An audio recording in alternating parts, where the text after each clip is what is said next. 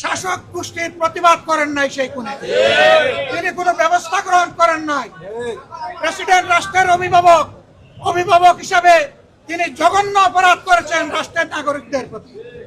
দ্বিতীয় কারণ ছিল, আপনারা জানেন, আগস্ট মাসের 5 তারিখ 24 সালে তিনি জাতির উদ্দেশ্যে ভাষণ দিয়েছেন।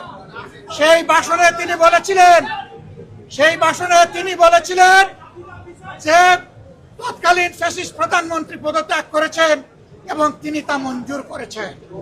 পরবর্তী পর্যায়ে আপনারা দেখেছেন, 2টা মিডিয়ার সাথে সাক্ষাৎকার দিতে গিয়ে তিনি তা অস্বীকার করেছেন, নতুন গল্প সামনে নিয়ে এসেছেন। তিনি জাতির সামনে মিথ্যাবাদী হিসাবে সাব্যস্ত হয়েছেন।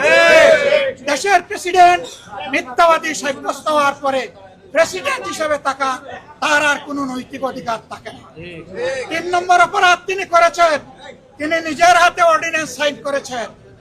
এই জুলাই অভ্যুত্থানের পরে ফেব্রুয়ারির 12 তারিখ নির্বাচন হবে। নির্বাচনের পরে যারা নির্বাচিত হবেন তারা 2টা ক্যাপাসিটিতে নির্বাচিত হবেন।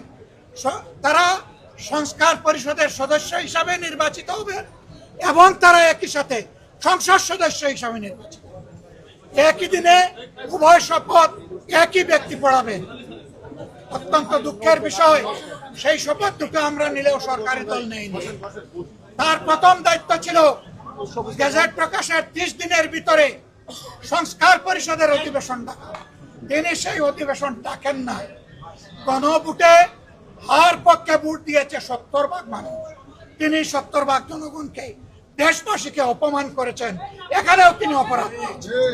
এই 3 অপরাধের কারণে আমরা তার ভাষণ শুনতে চাইনি এবং আমরা সরকারি দলকেও অনুরোধ জানিয়েছিলাম, স্পিকার মহোদয়কে অনুরোধ জানিয়েছিলাম তাকে যেন ভাষণ দিতে দেওয়া হয়। তারা আমাদের কথা কার্য করেন নাই। আমরা